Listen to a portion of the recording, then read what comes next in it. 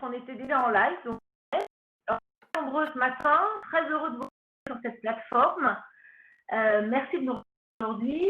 C'est une plateforme sur laquelle on va parler de l'international, et nous sommes à l'international. Ludwig est en Belgique et vous êtes pour la plupart, je crois, en France.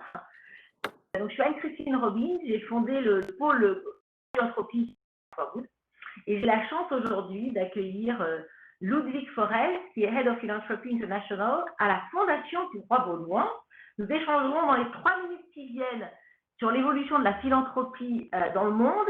Et puis, on va vous réserver les 20-25 minutes qui resteront pour échanger avec vous sur des questions, vos questions.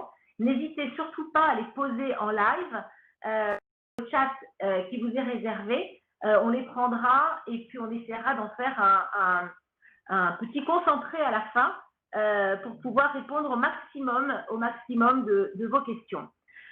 Donc bonjour Ludwig, tu conseilles des philanthropes, des familles, mais aussi des entreprises sur leurs engagements à la Fondation Roi Baudouin. Tu es également en charge de la fameuse ou du fameux TGE, le Transnational Giving Europe, qui fait tant parler de lui et tant rêver les personnes qui souhaitent lever des fonds en Europe.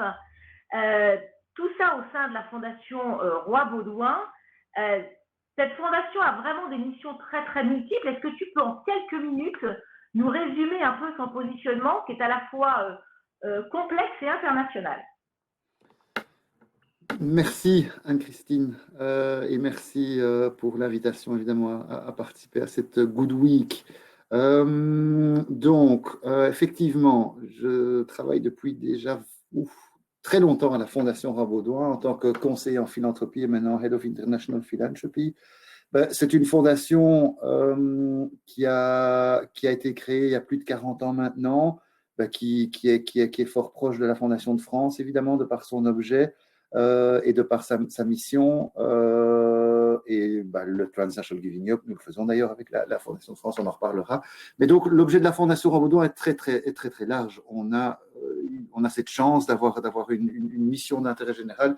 Et en fait, quand on agit, quand on parle avec des philanthropes, quand on veut monter nous-mêmes nos projets, on doit juste veiller à ce que nous respections les critères d'intérêt général des actions. Alors, on est opérationnel en pauvreté, en développement, en patrimoine, en recherche scientifique, en santé, en développement de talent. Et une des autres missions de la Fondation Roi Baudouin est de promouvoir la philanthropie en offrant le service que nous offrons aux philanthropes, mais deux, en veillant à faciliter, en anglais on dit enable philanthropy, en trouvant des solutions avec les philanthropes pour permettre aux philanthropes, que ce soit des personnes privées, des entreprises, de faire des choses pour l'intérêt général au niveau belge et au niveau international. Évidemment, on a la position à Bruxelles qui nous met dans l'obligation quelque part d'être européen et au-delà. Mais voilà, en quelques mots. Donc, une mission très large, un site Internet qui est évidemment tout à fait transparent, comme cela doit l'être pour toutes les fondations, où vous trouverez de plus amples informations.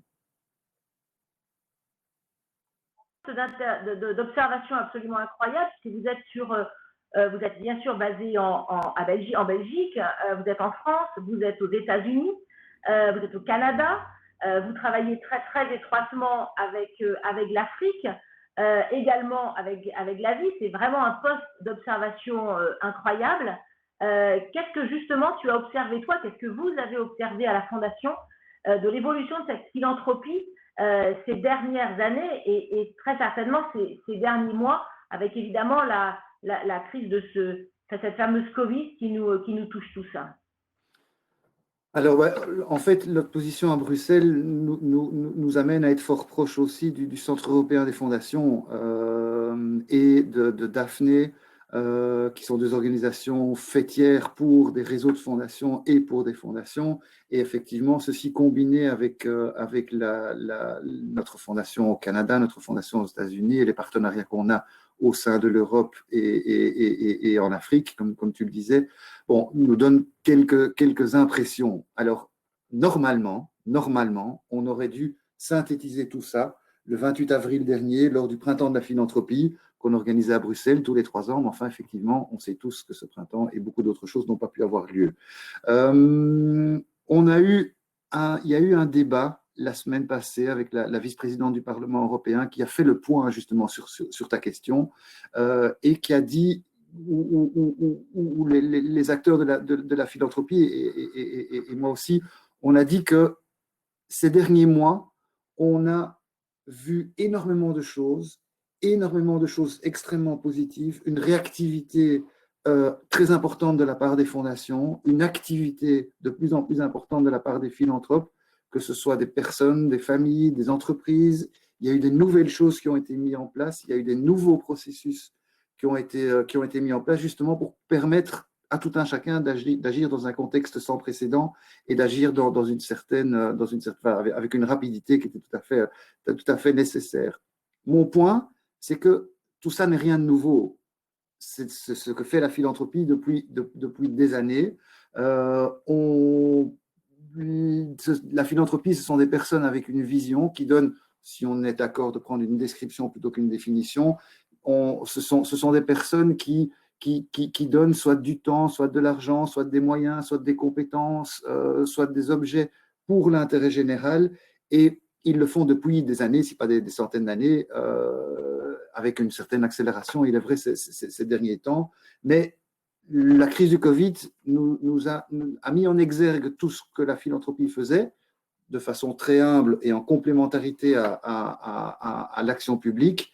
Et donc, on a vu, certes, une croissance, mais c'est une croissance dans la longévité, dans la suite des opérations qui étaient déjà mises en place. Donc, moi, ce que j'ai remarqué, c'est que la philanthropie a montré un degré de maturité assez important ces derniers mois. Donc les gens, je le sais en France avec l'action qu'a menée la Fondation de France, je le sais en Belgique avec toutes les personnes qui en Belgique se sont tournées vers la Fondation Roi-Baudouin, les uns et les autres ont compris que seul l'État n'y arriverait probablement pas et ont compris qu'ils avaient un rôle extrêmement important à jouer en complémentarité avec l'action de l'État. Et donc, ils ont donné sans compter. Nous, on a vu qu'il y avait des nouveaux publics qui donnaient. Il y avait les anciens publics, les traditionnels, le public traditionnel qui continuait à donner. Mais il y a aussi des nouveaux publics qui se sont engagés à l'occasion de cette crise sanitaire. Et donc, malheureusement ou heureusement, on a eu confirmation de cette maturité de la philanthropie qui est quelque chose de tout à fait admirable et qui est quelque chose pour lequel on se bat au niveau européen et dans chacun de nos pays pour montrer cela, mais de façon très humble toujours. Les fonds abrités sont quand même un indicateur assez fort de cette activité philanthropique. Est-ce que tu continues, ou tu vois continuer cette tendance qui a explosé ces dernières années et pour lesquelles notre public pourrait aujourd'hui avoir quelques craintes que la crise actuelle diminue, ou bien est-ce que toi, avec ce que tu viens de nous dire, tu as plutôt tendance à penser que la tendance va continuer, c'est-à-dire qu'on n'arrête pas une lame de fond, que cette lame de fond peut peut-être être un peu empêchée, en tout cas de grossir très très vite ou de prendre son envol là maintenant pendant cette période de crise, mais qu'on ne l'arrêtera pas et que donc ce développement de la philanthropie, comme tu le disais, cette prise de conscience des individus comme des organisations, de leur place d'acteurs privés sur des sujets sociétaux, ne s'arrêtera pas. Et ce n'est pas la Covid qui va l'arrêter. C'est bien ce que tu es en train de nous dire. Alors, les fonds abrités, les fondations sous égide, c'est effectivement un des indicateurs des tendances en philanthropie. Alors, c'est vrai, il y a plusieurs fondations en Europe, la Swiss Philanthropy Foundation en Suisse, la Fondation de France en France, la Fondation Roi-Baudouin en Belgique, Prince Bernhard Culture, Fonds en Hollande, etc., qui permettent un engagement assez facile et très efficace de la part des philanthropes. Mais ça n'est qu'un des indicateurs. Alors, je pense que la plupart des fondations abritantes en Europe ont constaté que c'est vrai que le Covid n'a pas arrêté ça, que du contraire, a probablement incité. Nous, on a été touchés par des individus, des entreprises aussi qui ont créé des fonds de solidarité au sein de la Fondation Ramboudin, des entreprises belges et on commence tout de suite, enfin, on commence un petit peu à parler de l'international, mais avec des branches dans les différents pays européens et dans le monde qui ont créé des fonds de solidarité à cause de la crise sanitaire. Donc là, on a connu une accélération de contact avec des entreprises, par exemple.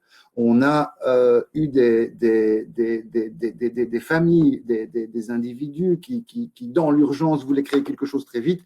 Et là, ce que peuvent faire des fondations telles que les nôtres et nos partenaires au sein du réseau Transaction Giving Up permettent de le faire. Mais ça n'est qu'un indicateur. Il y a toute une série de choses qui se sont mises en place avec cette malheureuse crise sanitaire. Et évidemment, personne ne sait ce qui devra encore se mettre en place dans les jours et les semaines à venir. On disait la semaine passée aussi lors du débat européen qu'un de nos grands espoirs, c'est que toutes nos fondations puissent travailler à la reconstruction, ce qui évidemment, avec les contextes et les chiffres actuels, est tout sauf sûr, et malheureusement, on devra encore peut-être reparer à l'urgence comme on l'a fait il y a quelques mois. Donc, ce sera intéressant de voir quel a été l'impact de cette crise sanitaire sur la philanthropie, parce qu'il ne faut pas oublier non plus que malheureusement, certaines associations ont peut-être reçu moins de dons à cause de cette crise sanitaire, puisque le donateur s'est axé vers les hôpitaux, vers les organisations de première ligne, et donc peut-être que ça a eu, à côté de tout ces témoignages de solidarité, peut-être que ça a eu des effets dont on ne connaît pas encore toutes les conclusions et qu'il faudra suivre de façon extrêmement attentive un peu partout, certainement en Europe, mais un peu partout dans le monde. On a vu certains pays européens prendre des mesures en faveur de la philanthropie. En Belgique, par exemple, bon, la France a un système, une déduction fiscale qui est parmi les plus avantageuses en Europe, mais en Belgique, notre gouvernement a décidé de passer de 45 à 60%, de monter l'avantage de 45 à 60% pour les dons de 2020. En Italie, en Irlande, il y a eu des mesures en faveur de la philanthropie qui sont toutes des petits signaux de confirmation que cette philanthropie en Europe continue à augmenter, et heureusement. Alors, l'autre tendance, et là, on va toucher un peu plus le corps du sujet de cette intervention, c'est que la philanthropie internationale s'est aussi développée. On a vu des grands mouvements, l'Organisation mondiale de la santé qui a lancé un appel au fonds. On a vu des organisations qui ont eu besoin de leurs donateurs à l'étranger pour pallier, pour compléter, pour répondre aux besoins. Et donc, l'image que j'ai utilisée la semaine passée, c'est que quand l'Europe a fermé ses frontières, ben, la philanthropie, elle a essayé à les garder ouvertes, si pas à les ouvrir, pour permettre justement cette générosité transfrontalière, que ce soit intra-européenne, que ce soit d'Europe vers le monde ou que ce soit du monde vers l'Europe.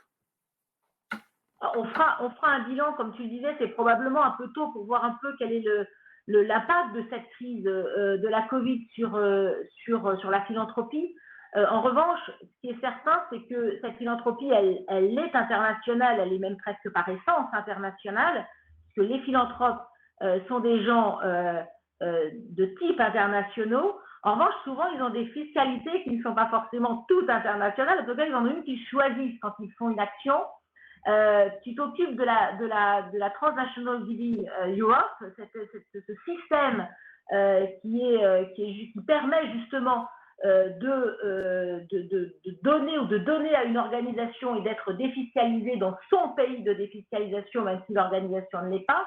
Je crois que vous avez, œuvré pas mal pour justement fluidifier cette tendance qui est déjà là, mais fluidifier de façon technique les flux entre les différents pays. Est-ce que tu peux nous en dire un peu plus que oui. Je crois que là, c'est un sujet qui intéresse nos invités aujourd'hui. Ça les touche évidemment de près puisque ça touche l'Europe.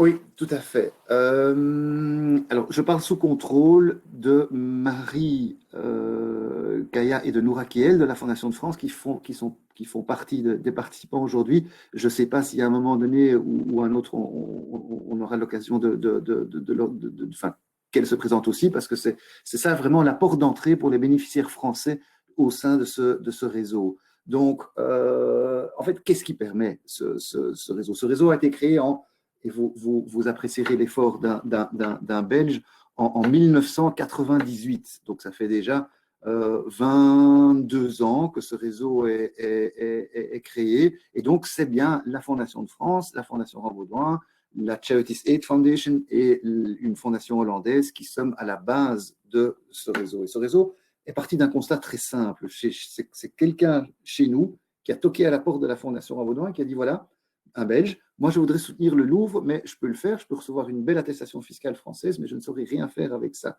Et donc, la Fondation de France, Fondation Rambaudouin, CAF et la Fondation hollandaise, nous sommes réunis et on a dit oui, ça c'est une barrière à la philanthropie. On a tous la mission de promouvoir la philanthropie, Enable Philanthropy, comme je disais au début.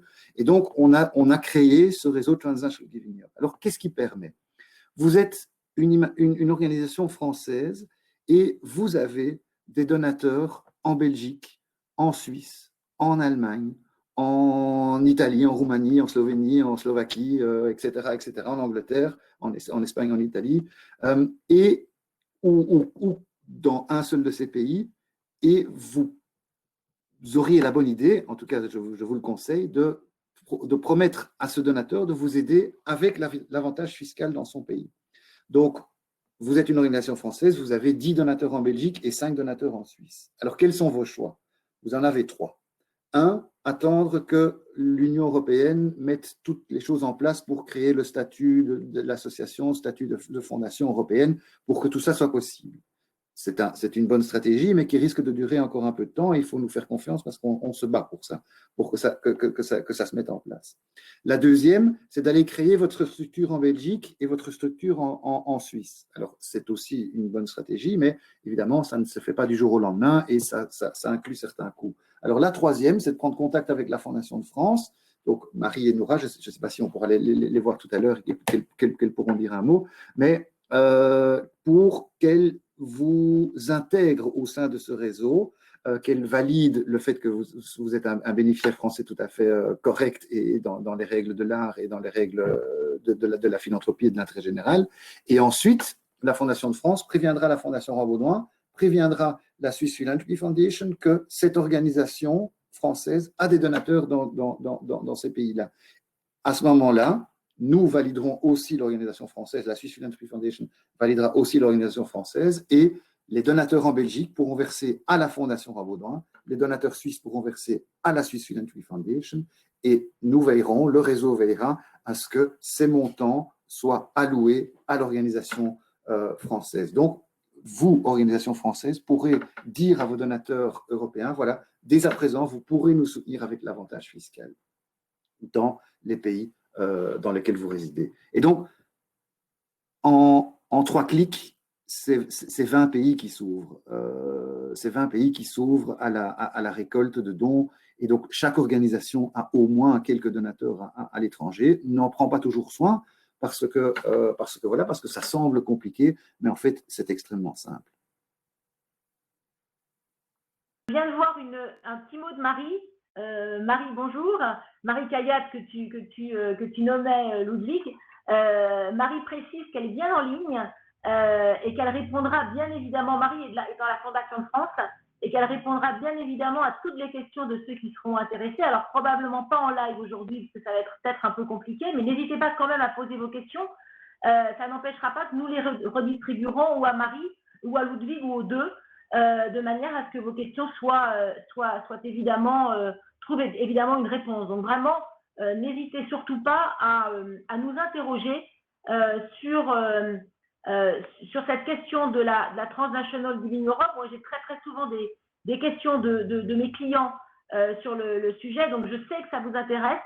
Je sais que ça a longtemps été un peu compliqué de s'inscrire, de passer le cap. Je crois que là, la manière dont maintenant que c'est en ligne, et peut-être que l'un des avantages, ou en tout cas l'une des avancées qu'aura permis cette crise, c'est de dématérialiser beaucoup de choses. et donc de faciliter finalement l'accès quand la proximité géographique n'est pas là. C'est vrai que c'est un gain de temps absolument colossal et facilitateur. Donc, je vois là la question de Marie en direct. J'ai une autre question qui est là, qui est de Delphine, et directement pour toi, Ludwig. Oui. L'État belge, la question est la suivante. L'État belge a augmenté la déduction fiscale de 45 à 60% sur l'impôt sur les sociétés ou sur l'impôt sur le revenu? Alors, c'est effectivement une question belgo-belge, mais c'est pour les individus. C'est pas pour l'impôt sur les sociétés, c'est pour les individus. Alors, évidemment, nous n'avons pas l'IR, l'IS, l'IFI comme en France. On a un impôt personnel et puis il y a l'impôt des sociétés. Mais donc, ici, c'est bien sur l'impôt des personnes. Et ça donne droit à une réduction de 60%. Attention, uniquement sur les dons faits en 2020, à partir du 1er janvier jusqu'au 31 décembre. En tout cas, à cette heure-ci, c'est ce qui est prévu. Ce sont des dons à partir de, enfin, pour l'année 2020. On verra ce que le nouveau gouvernement, depuis quelques jours en Belgique, fera de cette mesure pour les dons 2021. Voilà, ça, on verra. Mais donc, ça, c'est la réponse claire à la question. Anne-Christine, ce que je n'ai pas dit, et je sais que Noura et Marie m'en voudraient si je ne me le dis pas, c'est que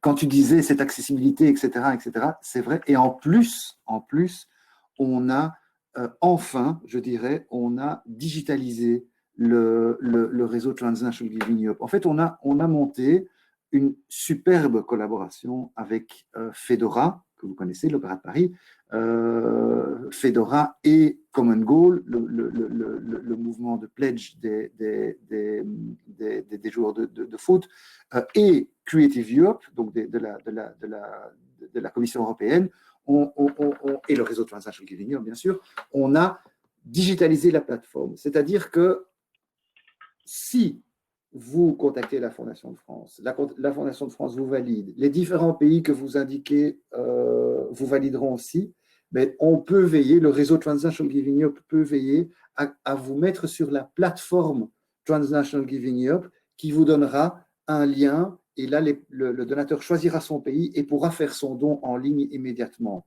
Donc, ça paraît tellement simple quand je dis ça que tout le monde me dira, oui, mais ça fait 10 ans qu'on aurait dû l'avoir. Certes, je suis d'accord, mais c'est quand même un peu plus compliqué que ça ne paraît, parce qu'il faut tenir compte de toutes les législations fiscales, légales, digitales des différents pays. Et donc, on a bénéficié du soutien de Creative Europe, on a bénéficié de l'expérience et du besoin de Fedora qui récolte maintenant des dons pour des créations de maisons d'opéra et qui peuvent être soutenues de partout en Europe de façon digitale. Et donc, le don en ligne européen est possible. Et ça fait partie des nouveaux services du réseau Transnational Giving Up. On a, par exemple, on a fait quelque chose pour les 24 heures du Mans, ou pour un bénéficiaire, où les gens de l'Europe et du monde entier pouvaient faire des dons en ligne. Donc il y a des choses qui vont se mettre en place dans de bonnes et des moins bonnes circonstances, mais qui vraiment vont faciliter les choses. Voilà, petit détail. Alors, je vois les questions commencent à fuser. Donc, Marie et Ludwig, nous vous les transmettrons parce que ce sont des questions très personnelles sur des points bien particuliers. Je vais essayer en live de faire le tri et s'il y en a des plus larges, je les diffuserai bien sûr. Ensuite, vous pourrez, puisque vous l'avez gentiment proposé, répondre directement aux participants qui posent des questions très très précises sur leurs problématiques. Donc, ce Transnational Giving Up qui, comme tu le dis, s'ouvre lui aussi, c'était déjà une ouverture, mais avec un accès plus simple. Est-ce que ces derniers mois, vous avez vu une activité particulièrement intense sur cette partie européenne et est-ce qu'elle a touché tous les secteurs? Alors, oui, mais c'est aussi lié à la crise sanitaire, évidemment. Donc enfin, de nouveau, je dois dire malheureusement, les chiffres du réseau Transnational Giving Up vont exploser cette année. Parce que le réseau a été utilisé par beaucoup de monde, aussi par des organisations internationales. On a cité l'OMS, l'Organisation mondiale pour la santé, qui a utilisé le réseau. pour récolter des dons en Europe. Donc voilà, donc il y a eu beaucoup de monde. Alors, je pense que enfin, en tout cas, l'expérience belge, qui n'est pas tout à fait une réponse à votre question, mais qui donne en tout cas un sentiment chez nous, c'est qu'on a d'abord vu des dons pour les hôpitaux, pour les organisations de première ligne, pour de l'achat de masques, de gants, de matériel de protection. Ensuite, très vite après, on a vu des dons pour le secteur de la pauvreté, de la justice sociale, pour le sans-abrisme, toutes les banques alimentaires, toutes les organisations qui n'avaient plus rien pour agir, ou en tout cas qui avaient été pris à dépourvu. Et puis, on a vu des entreprises pour financer de la recherche, la solidarité avec les employés, de la culture. Et donc, Transnational Giving Up n'a fait que suivre ça. Donc, au début, on a eu des dons pour le médical, pour la pauvreté, pour la solidarité, pour la culture. Et voilà, donc le réseau n'est pas particulier par rapport à des évolutions nationales. Et c'est tout à fait logique. Alors, on me pose une question. Si on veut sortir des frontières, et donc sortir des frontières européennes, comme solution. C'est une bonne question parce que ce sont ce genre de questions qui montrent que finalement, la philanthropie transfrontalière n'est pas compliquée et c'est pour ça que des organisations en France, en Belgique et en Europe doivent s'y intéresser et doivent mettre des choses assez facilement en place. Je vois que la question est posée pour les États-Unis. Donc là, quelque part, la bonne nouvelle, c'est qu'il n'y a pas une solution, il y en a deux, si pas trois. Alors, vous savez que la Fondation de France a les amis de la Fondation de France aux États-Unis. La Fondation Roi-Baudouin, on a la King Baudouin Foundation United States. Et notre partenaire anglais, la Charities Aid Foundation, a aussi CAF US. Donc, ils sont trois solutions qui permettent de défiscaliser des dons à un donateur américain qui peut ensuite être transféré. À vous de prendre contact avec les uns et les autres et de voir là où le donateur sera le mieux et où vous vous sentirez le mieux. Ça, il n'y a pas de problème. De toute façon, on est là pour faciliter la philanthropie. Alors, au Canada, on a la King Baudouin Foundation Canada. Ça, c'est assez unique.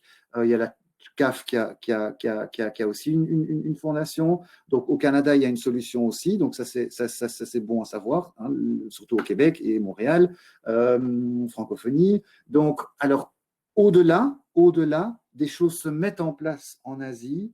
Il y a une réflexion pour créer un réseau similaire au réseau Transnational Giving Up en Asie, le Transnational Giving Asia. Il y a des choses qui se mettent en place en Australie et ensuite on verra si on peut mettre des choses en place aussi avec certains de nos partenaires du réseau Transnational Giving Up en Amérique latine ou dans d'autres régions.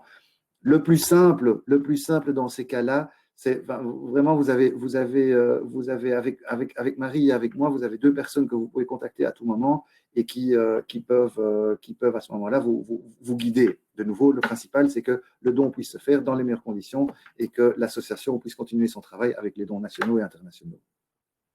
Justement, pour que le don puisse se faire dans les meilleures conditions, un de nos invités nous demande s'il y a des critères d'entrée sur la plateforme dont tu parles, Ludwig. Comment est-ce que ça se passe en fait? Alors, les critères d'entrée, c'est d'être d'abord validé par le partenaire national du réseau Transnational Giving Up, donc la Fondation de France en l'occurrence pour la France, et ensuite de nous montrer quand même que ce n'est pas du just in case, comme on dit, que la probabilité que des dons seront versés dans certains pays est assez grande et suffisamment grande que pour demander au réseau Transnational Giving Up de proposer une place sur la plateforme. Donc, pourquoi je dis ça? Parce que nous, la plateforme, certes, on peut parler des frais opérationnels, mais qui ne sont pas immenses, on en parlera juste après. Mais donc, nous, la plateforme, on doit vraiment l'utiliser, on doit la mettre à disposition à ceux qui en ont vraiment besoin. Ceux qui se disent, tiens, ce serait pas mal d'être dessus au cas où on aurait des donateurs, ben ça peut facilement tuer le réseau parce que ça demanderait non seulement au partenaire national, mais à tous les autres partenaires de valider et encore de valider des bénéficiaires qui n'auront jamais de dons. Et donc là, on serait mal parti. Donc voilà, donc c'est montrer son caractère d'intérêt général au partenaire national, et deux, motiver sa demande en disant, voilà, on a, pour une université par exemple, on a 2, 3, 400 anciens élèves qui sont dans ce pays-là, on a des visiteurs, on a un réseau assez étendu dans pays 1, 2 et 3, est-ce qu'on peut aller sur la plateforme? Oui, bien sûr, on peut y aller. Est-ce que vous pourriez nous mettre, est-ce que vous pouvez créer la plateforme pour les 20 pays, et notamment la Roumanie, notamment la Belgique, s'il n'y a pas de donateur et quoi que ce soit? Là, on doit juste être un peu prudent. Sur les frais opérationnels, parce que c'est une question de transparence aussi, donc le réseau Transnational Giving Europe, ne prend jamais de frais d'entrée, donc on ne va jamais vous demander de payer, je ne sais pas, 500 ou 1000 euros pour bénéficier des services du réseau, et on ne va pas vous demander non plus de payer des frais pour être sur la plateforme. Sur les dons, par contre, là, une prise de 5% sur les dons jusqu'à 100 000 et 1% de là sont faites pour nous permettre de continuer à nous développer, pour nous permettre de couvrir nos frais et de faire avancer le schmilblick. Je ne sais pas si c'est un terme belge, mais de faire avancer la cause. Ah ben voilà, la cause, la cause de la philanthropie transfrontalière au niveau européen et tous ces développements techniques que je viens de vous décrire. Est-ce que tu peux nous en dire un peu plus sur des chiffres justement du trafic qui se passe sur ce TGE, trafic évidemment au bon sens du terme, mais qui se passe sur ce transfert d'associations et de fondations en font partie? Oui. Est-ce que tu peux nous donner quelques métriques là-dessus? Alors, by head, de mémoire, et donc ces chiffres vont être complètement faussés cette année-ci, évidemment, mais ce n'est pas grave. Donc l'année passée, on approche des 14 millions, donc c'est pas grand-chose. Enfin, c'est beaucoup d'argent, évidemment, à nos niveaux individuels, c'est énormément d'argent, mais au niveau de la philanthropie transfrontalière, enfin, la philanthropie générale, c'est pas beaucoup. C'est pas beaucoup. Heureusement, ce sont des chiffres qui sont en train de monter de façon exponentielle. Cette année-ci, ben, on sait pourquoi on va dépasser les 20, probablement les 20 millions. Il y a 600 organisations en Europe qui se lancent dans l'aventure Transnational Giving Europe. On parle de 5, 6, 7 000 dons par an. Donc voilà, ça, ce sont quelques chiffres qui sont très clairement disponibles sur le site du TGE aussi, d'ailleurs. C'est ce que Marie confirme tes chiffres. Ouf, ouf. Cool. En direct sur effectivement le nombre de dons et le nombre de global, en fait, le montant global de trafic sur ce Transnational Giving Europe, qui est quand même quelque chose de nouveau. En tout cas, les Français l'utilisent et commencent à l'utiliser de plus en plus, puisque nous, on a de plus en plus de demandes sur cette levée de fonds. Anne-Christine, je vais même dire plus. Les Français, les bénéficiaires français, les organisations françaises sont ceux qui l'utilisent le mieux. Parce que quand on voit les chiffres, évidemment, on fait chaque année un bilan des montants qui sortent d'un pays vers l'étranger et des montants qui entrent de l'Europe vers le pays. Et donc, on constate régulièrement que les bénéficiaires français sont ceux qui ont utilisé le mieux le réseau Transnational Giving Europe. C'est-à-dire que ce sont eux qui récoltent le plus d'argent en Europe à travers le réseau. Alors, il n'y a pas que le réseau, mais il y a encore énormément de gens qui font des dons comme ça. Mais en tout cas, au sein du réseau, c'est une félicitation que le réseau doit adresser aux bénéficiaires français. Alors, le réseau, c'est bien parce que ça permet effectivement techniquement d'offrir une solution.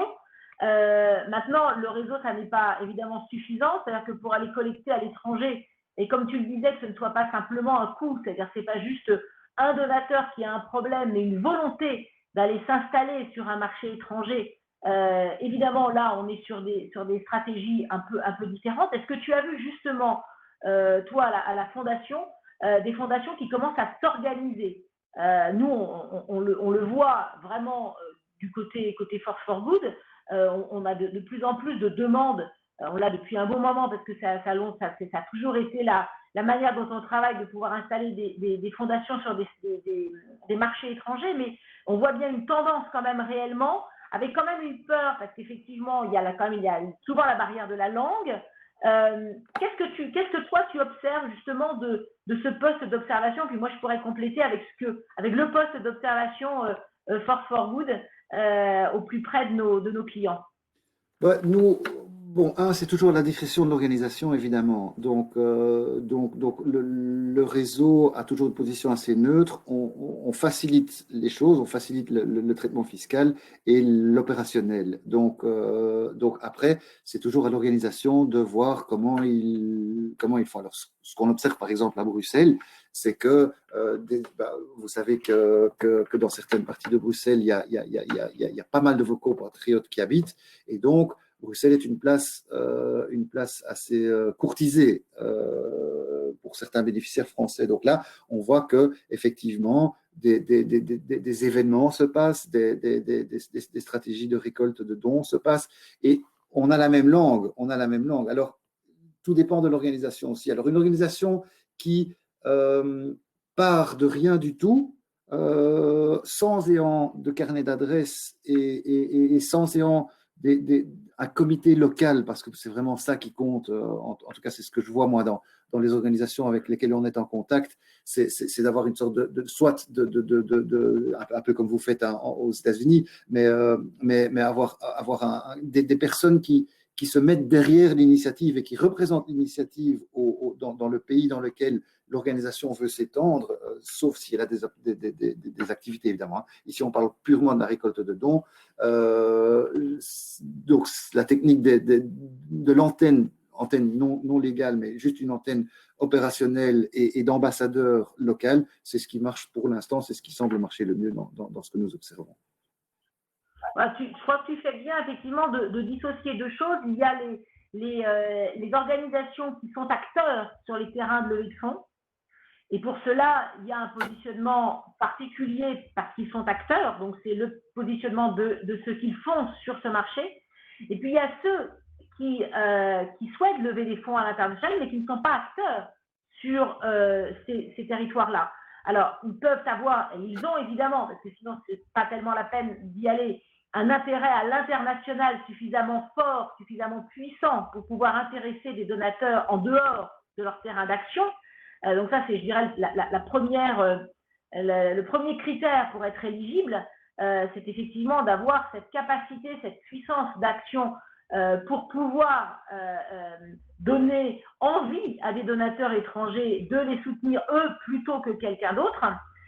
Et le deuxième point que tu soulevais et qui est très important, qui ne signifie pas pour ceux qui nous écoutent d'avoir forcément un board et donc une structure locale, mais bien un groupe, comme tu le disais, ce qu'on appelle aux États-Unis un benefit committee, qu'on pourrait appeler ici un comité de soutien, mais qui n'est pas un comité d'honneur, qui est réellement un groupe de personnes qui va être capable de porter la cause et de porter l'ambition à financer auprès de potentiels donateurs. Et ça, c'est vraiment ce que nous voyons tous les jours quand on veut se lancer en philanthropie internationale, ou bien effectivement on est acteur, et là la question se pose différemment. Si on n'est pas acteur, c'est toujours possible évidemment, ça marche même bien, ça demande un peu de temps, parce que personne ne vous attend sur les marchés étrangers, et c'est pas parce qu'un marché est très important comme un marché par exemple américain, où on a l'impression qu'il y a tellement d'argent privé, et il y en a effectivement énormément qui tournent, qu'il y a bien une petite place pour son organisation. Oui et non. Le marché est certes très large, mais le marché est également très encombré. Donc, pour trouver une place, et il y a des positionnements de niche, et il y a des territoires de niche, mais il faut la trouver, cette niche. Et il faut justement avoir sur place quelqu'un qui va réassurer le donateur local sur votre capacité, vous, organisation, à pouvoir porter une ambition sans être acteur sur le terrain. Et c'est ces locaux, il faut vraiment vous appuyer sur des locaux. Ce sont ces locaux qui croient en vous et qui vont réellement faire fonctionner le système. Marie Kayat, je l'ai connue quand elle était à l'IHES, donc c'est un sujet qu'elle a bien connu elle, puisqu'elle a travaillé sur ce marché américain. Il y a vraiment besoin de ces groupes de personnes locales pour pouvoir monter des opérations à moyen et long terme. Voilà, donc ça, c'est une autre stratégie. Est-ce que toi, tu vois beaucoup, Ludwig, des associations et des fondations, enfin, des organisations qui viennent chez vous, qui après on parlera des entreprises, parce que tu en as pas mal parlé, et ça nous a, je pense que ça intéresse également nos invités de savoir comment se positionnent les entreprises actuellement sur ce système, mais pour les organisations sans but lucratif, comment justement elles agissent? Mais en fait, tout part généralement d'un constat. C'est-à-dire que, bon, on est de plus en plus internationaux, tous, toutes. On voyage, on va travailler, on va prendre sa retraite, etc., etc. Donc, les organisations constatent qu'elles ont des donateurs à l'étranger. Et c'est ça qui commence à les faire réfléchir et c'est ça qui commence à leur permettre de mettre une petite stratégie toute simple, trouver une solution pour 10 donateurs, 15 donateurs, 20 donateurs, 30 donateurs, etc. etc. Et c'est ça qu'on constate dans tous les contacts que nous avons, aussi dans le Transnational Giving Hub, c'est que, voilà, ce qui était un tout petit détail il y a 10 ans, est devenu un point d'attention. Ce n'est pas la priorité reste souvent les donateurs nationaux, et c'est logique, et c'est normal, mais c'est devenu, d'un détail, c'est devenu un point d'attention. Et si on peut trouver une solution pour ce point d'attention, alors pourquoi pas? Et donc, ensuite, les choses s'enclenchent. Évidemment, il y a certaines associations qui sont beaucoup plus enclines d'être intéressées que d'autres. Je parle des musées, je parle des centres culturels, je parle des maisons d'opéra, on les a déjà cités, les universités, les hautes écoles, parce que là, il est clair que leurs publics sont à l'étranger.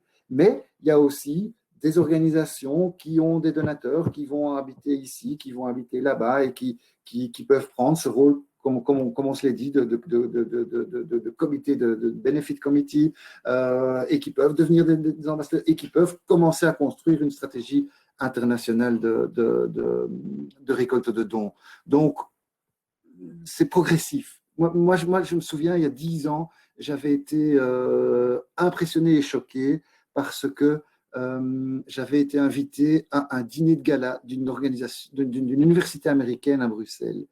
Et j'avoue que j'en avais rarement vu comme ça et j'avais rarement vu une présence pareille au sein d'un dîner de gala. Je me suis dit, mais c'est pas possible que les États-Unis, enfin les universités américaines réussissent à faire ça en Europe, alors que nos universités européennes ne parviennent même pas à le faire dans les pays voisins. Et donc, ceci a changé. Ceci a changé. Depuis, j'ai assisté à d'autres dîners de gala qui étaient tout aussi bien, si pas beaucoup mieux, d'organisations européennes, toujours à Bruxelles ou dans d'autres pays européens. Donc voilà. Donc je pense que la dimension internationale dans la récolte de dons est quelque chose qui est rentré dans les mœurs par la force des choses, par le mouvement des uns et des autres au sein de l'Union européenne, mais aussi par son importance qui commence à croître. Et en fait, c'est ce qu'on espère, parce que, comme je disais, le but final de tout ça doit être ce fameux marché unique de la philanthropie, que même le réseau Transnational Giving Up ne soit plus utile, ne puisse disparaître quelque part.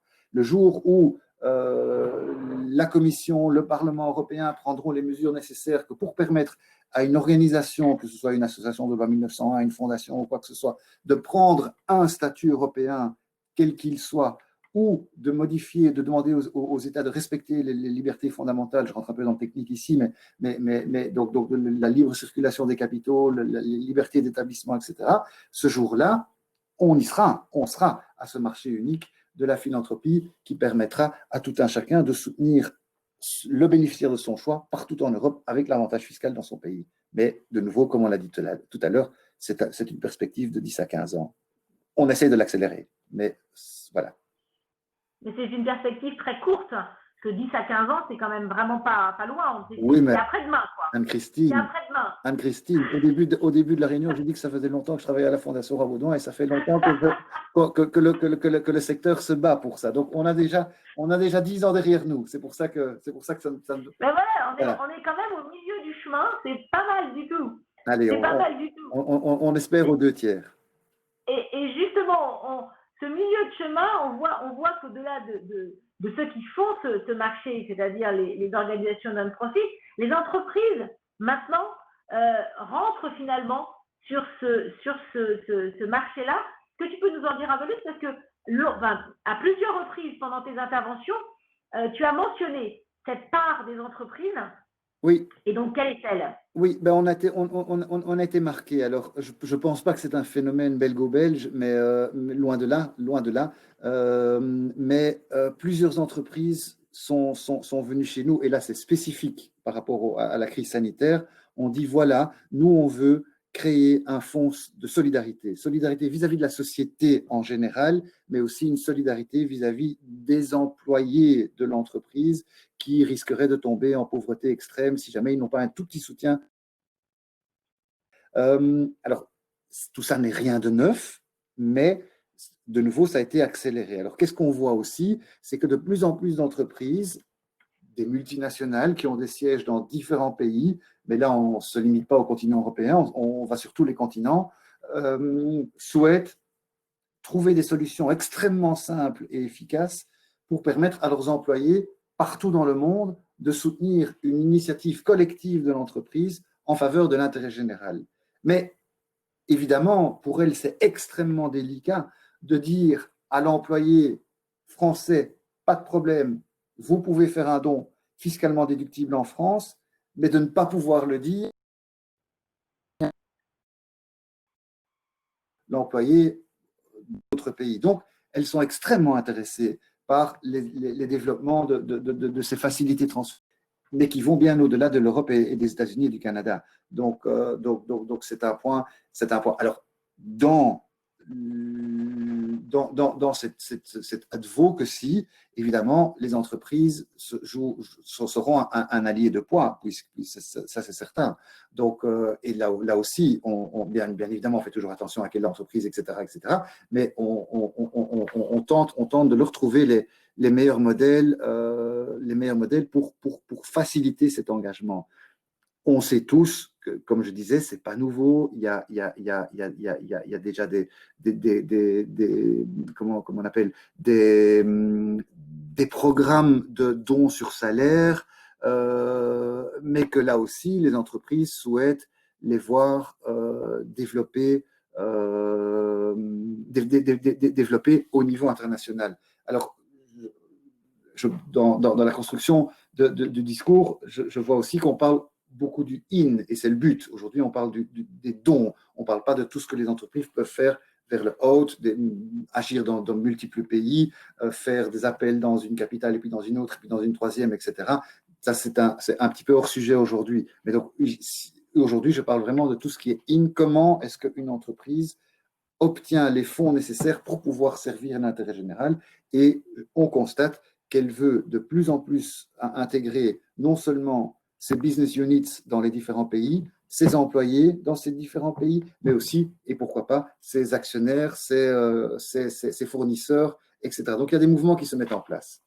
Alors, tu dis qu'effectivement, c'est plus le sujet aujourd'hui. Ceci étant, je pense que dans nos invités, il y a un certain nombre d'organisations qui travaillent étroitement, qui ont des partenariats étroits avec des entreprises, et donc avec lesquelles ils peuvent, c'est ce que tu es en train finalement de nous dire, ils peuvent aller au-delà de ce qu'ils font habituellement peut-être sur des partenariats classiques, et travailler sur des modèles un peu différents et à l'international, grâce justement à ce système du Transnational Giving Europe.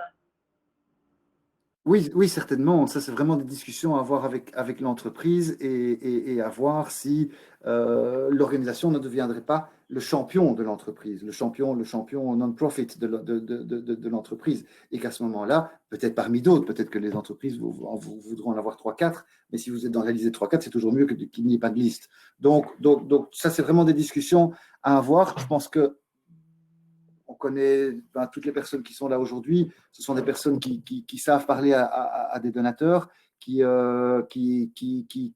doivent avoir l'intelligence de réfléchir à des solutions avec les donateurs et qui, si aujourd'hui elles peuvent juste garder à l'esprit que, en fait, pour l'international, il ne faut pas stresser. Il y a des solutions, en tout cas dans les pays qu'on a mentionnés déjà, et bientôt dans d'autres, c'est déjà gagné, parce que c'est une des questions qu'ils recevront, et c'est une des questions qui a été bloquante pendant tout un temps, alors qu'elle ne doit pas l'être. C'est cross-border philanthropy is possible. C'est vraiment le message qu'on voulait donner aujourd'hui, je pense. Voilà, donc je crois que c'est… si vous avez encore quelques questions, il nous reste quelques minutes en ligne. On a répondu à l'essentiel. Il y a pas mal de questions qui sont en fait très directes avec des demandes de rendez-vous ou pour Marie ou pour toi Ludwig. Donc on vous fera passer les emails bien sûr. Si vous êtes 48 en ligne, si vous avez des questions, vraiment n'hésitez pas, il nous reste un peu plus de 5 minutes. Et puis, je crois que si les questions n'arrivent pas, eh ben, écoutez, nous allons passer peut-être au mot de la fin de cet échange, qui est effectivement que, d'abord, merci Ludwig, et puis qu'on voit ce développement de cette philanthropie à l'international, qui est vraiment une vague qui a démarré maintenant il y a une bonne dizaine d'années en Europe et qui ne fait qu'augmenter. Donc, on souhaite vraiment intégrer un maximum de gens dans cette vague parce que la philanthropie, la grande philanthropie, les philanthropes en fait, sont internationaux. Les partenariats à l'international, comme tu le disais, Ludwig, se développent et là aussi on est dans de la philanthropie à l'international puisque on l'est non seulement du côté de l'entreprise, mais on l'est aussi dans l'entreprise pour ses salariés. Donc on a encore rajouté là je dirais une strate d'intérêt pour ces différents partenaires. Donc, les uns et les autres, n'hésitez pas à revenir vers nous, à revenir vers Ludwig, à revenir vers Marie à la Fondation de France, à revenir vers moi chez Force for Good. On sera absolument ravis de répondre à toutes vos questions, qu'elles soient directement liées ou pas au Transnational Giving Europe, mais en tout cas directement liées très certainement à la philanthropie à l'international. Écoutez, merci beaucoup. Ne quittez pas tout à fait maintenant cet atelier parce qu'on va vous embêter 5 minutes avec un petit questionnaire si vous le souhaitez, si vous voulez bien y répondre en ligne de manière à ce qu'on voit un peu et qu'on puisse améliorer nos prochains ateliers suivant les réponses et les inputs que vous voudrez bien auxquels vous voudrez bien répondre. Voilà, écoutez, merci 1000 fois d'avoir passé cette petite heure avec nous. C'est toujours un grand plaisir de pouvoir partager sur des sujets de philanthropie. Merci à nouveau Ludwig, merci à tous nos invités et à très bientôt. Au revoir. Merci à vous Anne-Christine.